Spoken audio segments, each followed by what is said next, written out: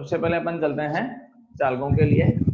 मैंने ये बताया था कि T1 डिग्री सेंटीग्रेड पर प्रतिरोध R1 हो, T2 डिग्री सेंटीग्रेड पर प्रतिरोध R2 हो, तो रिजल्ट ये आता है R2 माइनस R1 समानुपाती R1 and R2 minus R1 समानुपाती डेल्टा T। यहाँ पर मैंने बताया भी था R1 जो है वो प्रारंभिक प्रतिरोध हो जाएगा, ठीक है। उसके बाद में डेल्टा T क्या हो जाएगा, तापांतर हो जाएगा। तो ये हो गया तापांतर T2 माइनस T1, ये टेम्परेचर का डिफरेंस हो जाएगा, ठीक है। समीकरण नंबर 1 और समीकरण नंबर 2 आगे बढ़े अपन। 1 व 2 से क्या रहेगा बोलो, R2 माइनस R1 समानुपाती R1 डेल्टा T हो जाएगा, ठीक है। इस समानुपाती को हटा के अगर अपन बराबर का निशान लाते हैं तो देखो एक बार, R2 माइनस R1 बराबर अल्फा R1 डेल्टा T। एक चीज तो ये है भाई, स्पीड अगर ज्यादा हो तो आप एक बार मैसेज कर देना मुझे कि स्पीड ज्यादा है, या अगर ठीक है तो ओके लिख देना अपने हिसाब से, ताकि मैं जहां पर अल्फा समानुपाती स्थिरांक है इसे प्रतिरोध ताप गुणांक कहते हैं,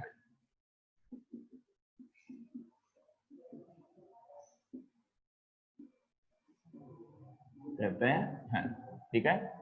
और अल्फा का मान अगर निकालोगे तो देखो एक बार, R2 minus R1 upon R1 delta T।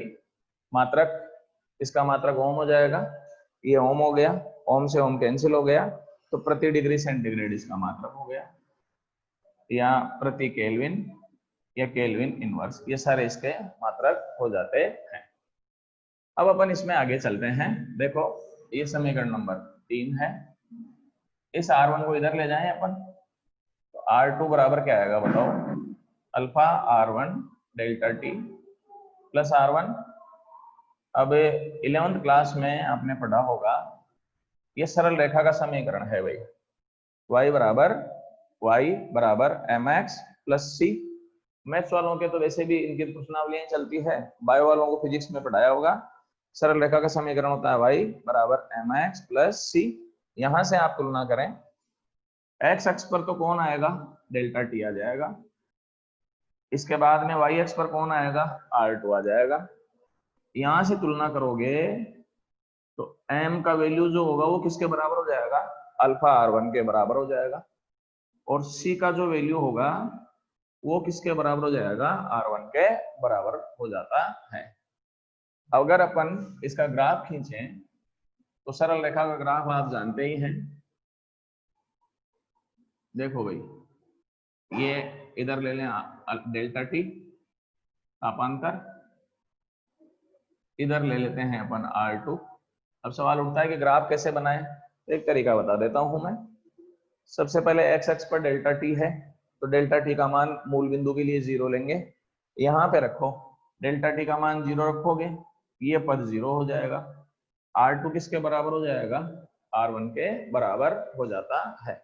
जब R2 R1 के बराबर हो जाएगा तो कोऑर्डिनेट हो गए इसके 0 एंड R1। मान लो कि R1 का मान 4 है, तो कोऑर्डिनेट क्या बन गए इसके, 0 और 4।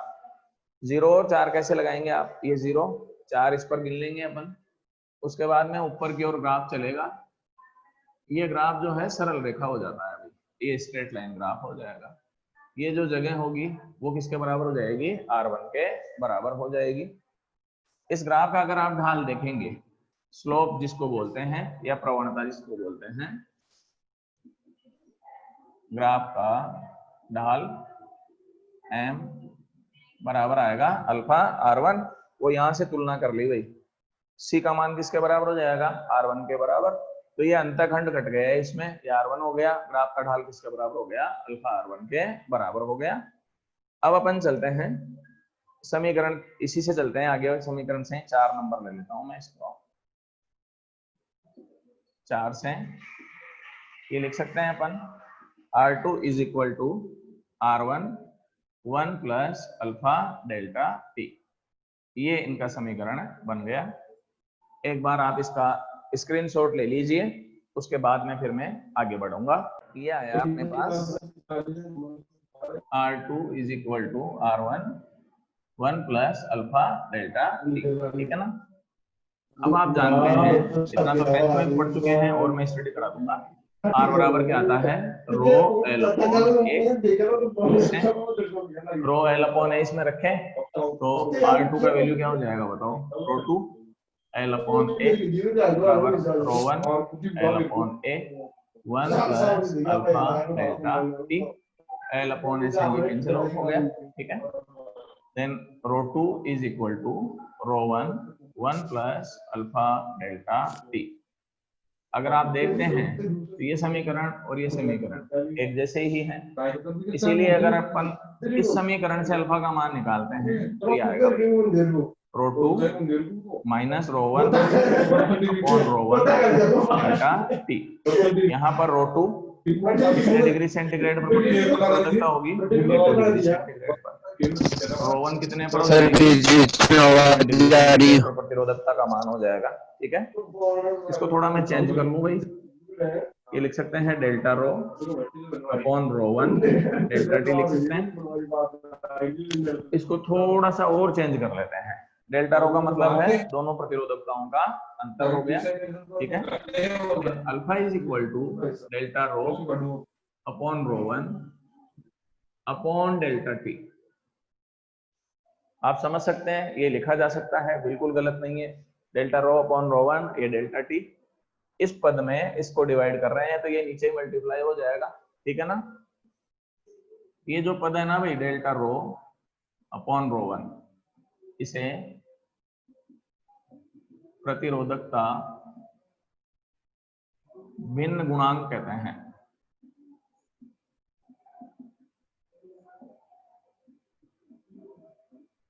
अब एक चीज चलते हैं, अल्फा जो था वो प्रतिरोध ताप गुणांक था, तो उसकी परिभाषा बता देता हूं मैं। देखो सबसे पहले आए, प्रतिरोधकता भिन्न गुणांक और तापांतर का अनुपात किसके बराबर होता है, प्रतिरोध ताप गुणांक के बराबर होता है। तो एक बार सबसे पहले चलें,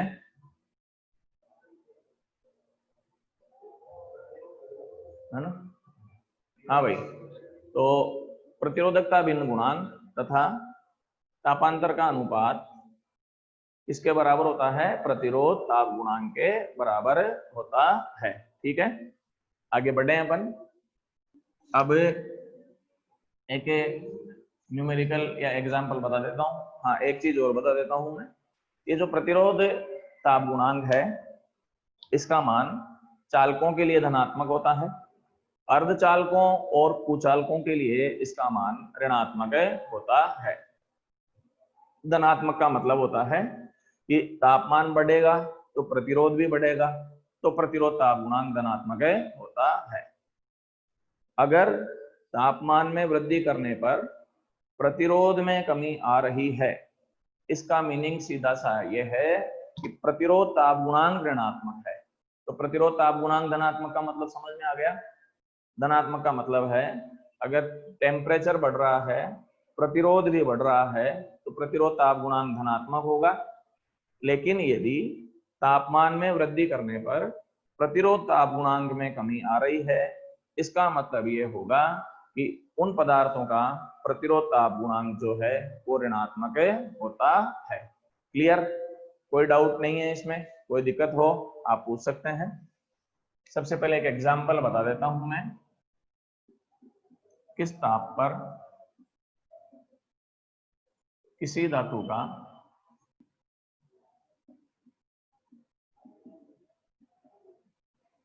प्रतिरोध 0 डिग्री सेंटीग्रेड के प्रतिरोध का दुगना हो जाएगा। देखो भाई, क्वेश्चन क्या है पहले एक बार ध्यान दे लो। किस ताप पर किसी धातु का प्रतिरोध 0 डिग्री सेंटीग्रेड के प्रतिरोध का दुगना हो जाएगा। कुछ भी नहीं दे रखा है आपके हिसाब से, पर देखो एक बार ये दे रखा है पहला, ये T1 तापमान, ये 0 डिग्री सेंटीग्रेड। T2 तापमान अपने को ज्ञात है करना है। प्रश्न के अनुसार ये दे रखा है कि दुगना हो जाएगा, तो R2 बराबर हो गया भाई 2R1 हो गया। सूत्र कौन सा काम में लेंगे आपको समझ में आ गया होगा, ये सूत्र काम में ले लेते हैं। R2 बराबर R1 1 plus alpha delta T हो जाएगा। R2 का value 2R1 is equal to R1 1 plus alpha delta T हो गया। R1 से R1 कैंसिल आउट हो गया। 2 equal to 1 plus alpha delta T हो जाएगा। इसको इधर माइनस करेंगे तो 1 equal to alpha delta T हो जाएगा। अल्फा का मान जो है मैं दे देता हूँ 1.2 10 पे घात -3 प्रति डिग्री सेंटीग्रेड। ये अल्फा का मान हो गया अपने पास, ठीक है। तो अब डेल्टा T का मान निकालेंगे, क्या आएगा 1 अपॉन अल्फा। 1 अपॉन अल्फा का मान बोलो 1.2 गुणा 10 पे घात -3, ये हो जाएगा T2 माइनस T1 बराबर 10 पे घात 3 बटे 1.2। इसका मान 0 है ही, तो क्या आएगा बताओ, T2 माइनस 0 बराबर 1000 10,000 बटे क्या आएगा 12। अब आप डिवाइड करके निकाल ही सकते हैं इसका आंसर। तो T2 बराबर हो जाएगा ये 10,000 बटे 12। आंसर किस में आ जाएगा, डिग्री सेंटीग्रेड में इसका आंसर आ जाता है, ठीक है। एक बार आप बोर्ड का स्क्रीनशॉट ले लीजिएगा।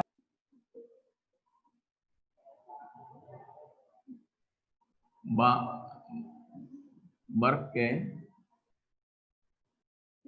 गलन बिंदु पर 5 ओम है तथा क्वथनांक पर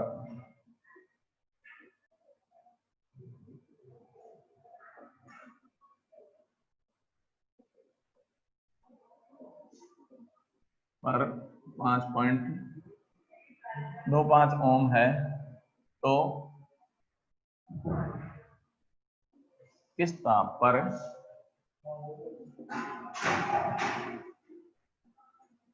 इसका प्रतिरोध 5.75 ओम होगा। देखो भाई एक बार क्वेश्चन देखें। यदि किसी धातु का प्रतिरोध बर्फ के गलन बिंदु पर 5 ओम है, क्वथनांक पर भाप बिंदु पर 5.25 ओम है, तो किस ताप पर इसका प्रतिरोध 5.75 ओम होगा। पहले तो गलन बिंदु आ जाए। गलन बिंदु का मतलब आप जानते ही हो, गलनांक 0 डिग्री सेंटीग्रेड होता है।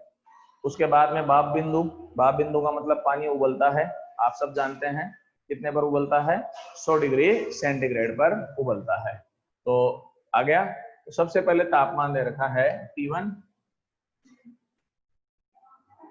T1 बराबर 0 डिग्री सेंटीग्रेड। इस पर प्रतिरोध दे रखा है अपने को 5 ओम। T2 बराबर कितना है 5.25, सॉरी हाँ, T2 का मान है 100 डिग्री सेंटीग्रेड। प्रतिरोध है R2 बराबर 5.25 ओम। तीसरा तापमान अपने को ज्ञात करना है। प्रतिरोध दे रखा है भाई 5.75 ओम।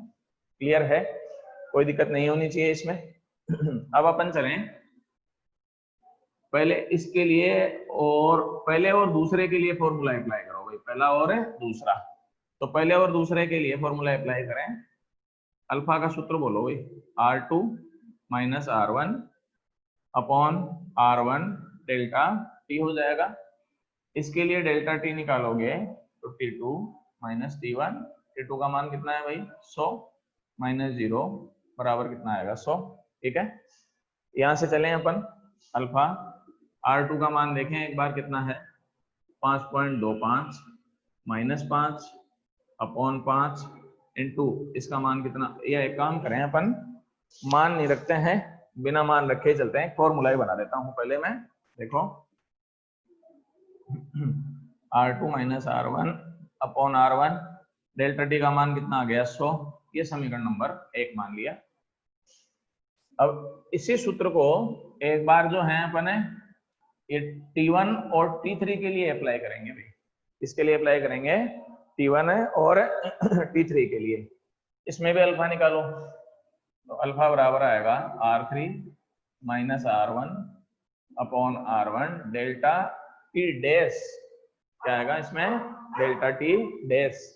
डेल्टा T डैश को इधर ले लो, तो इज इक्वल टू क्या रहेगा R3 minus R1 upon R1 into क्या हो जाएगा अल्फा। अब डेल्टा T डैश का मान T3 minus T1 R3 minus R1 upon R1 तो ऐसा कैसा रहेगा, अल्फा का मान वहां रखो भाई, तो ये R1 तो ऐसा का ऐसा R2 minus R1 upon 100 R1 हो गया।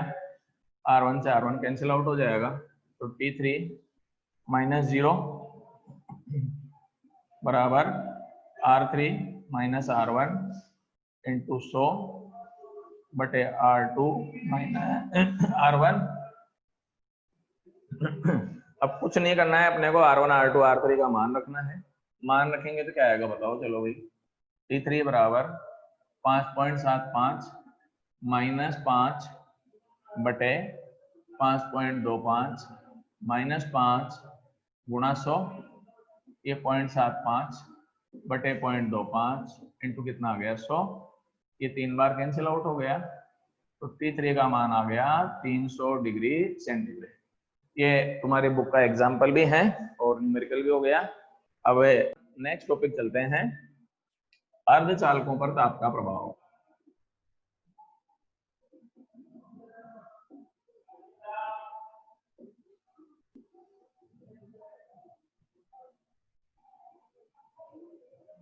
अर्धचालकों पर ताप का प्रभाव।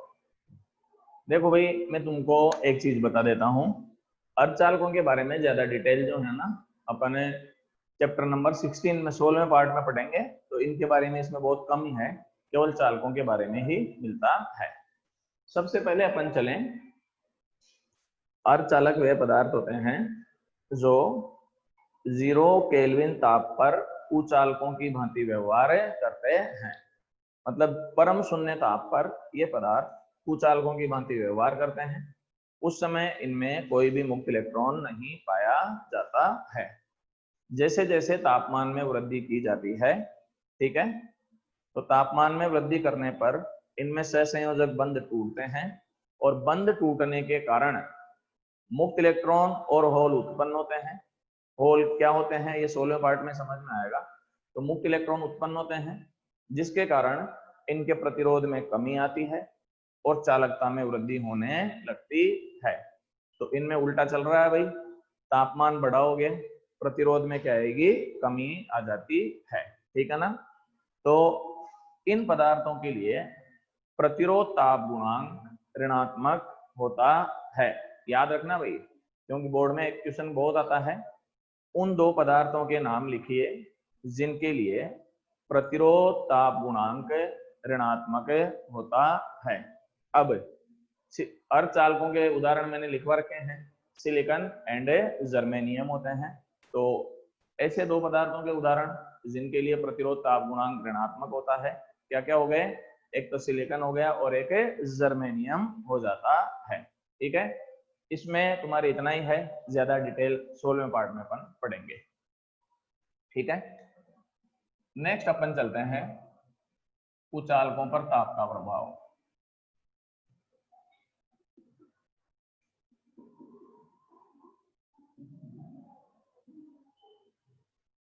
कुचालकों पर ताप का प्रभाव। देखो भाई, सबसे पहले अपन चलते हैं, कुचालक पदार्थों में कोई भी मुक्त इलेक्ट्रॉन नहीं पाए जाते हैं, ठीक है ना। तो अब इनमें तापमान में थोड़ी सी वृद्धि करने पर प्रतिरोध और प्रतिरोधकता में कोई परिवर्तन नहीं होता है। अगर थोड़ा बहुत अपन तापमान में परिवर्तन करेंगे, बढ़ाएंगे भी, तो भी प्रतिरोधकता में कोई परिवर्तन नहीं होता है। आगे बात समझ में। तो इनमें बहुत अधिक तापमान बढ़ा दिए जाने पर काफी कम मात्रा में सहसंयोजक बंध टूट जाते हैं और वो सहसंयोजक बंध टूटने के कारण अपने पास ये रहता है कि कुछ मात्रा में इनमें चालकता के गुण आ जाते हैं। बहुत कम मात्रा में चालकता के गुण आते हैं, तो तापमान बढ़ाने पर बहुत कम मात्रा में चालकता के गुण आते हैं और प्रतिरोधकता में कमी आ जाती है। तो कुचालकों पर भी ताप का प्रभाव आ गया, इनमें भी तापमान बढ़ा रहे हैं, प्रतिरोध में कमी आ रही है, इसीलिए इन पदार्थों के लिए भी प्रतिरोध ताप गुणांक का मान ऋणात्मक होता है। क्लियर है? इनके लिए अगर प्रतिरोधकता में रो और ये तापमान भाई केल्विन में लिया है कैपिटल, अगर इनके बीच में अपन ग्राफ खींचते हैं तो देखो भाई इनके बीच में जो ग्राफ आएगा वो यूं आएगा, परम शून्य ताप पर रो का मान कितना हो जाएगा, अनंत हो जाएगा। उसके बाद में जैसे जैसे ताप में वृद्धि की जाती है प्रतिरोधकता में कमी आती है और वो अनंत में चला जाता है। ये इनके बीच का ग्राफ है, तो आप इसमें देख सकते हैं तापमान बढ़ाने पर प्रतिरोधकता में क्या आ रही है, कमी आ रही है। एक चीज और चलते हैं अपन इसी में, अतिचालकता।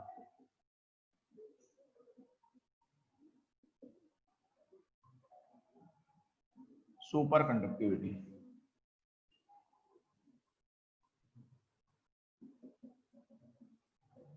देखो भाई अतिचालक जो है कोई स्पेशल पदार्थ नहीं है, ये चालकों में से ही है अपने पास। अपन ये जानते हैं कि चालक पदार्थों में तापमान बढ़ाने पर प्रतिरोध बढ़ता है, तो उल्टा लेते हैं अपन, चालक पदार्थों में तापमान घटाने पर प्रतिरोध में कमी आती है। कुछ मिश्र धातुओं के लिए ये देखा गया है कि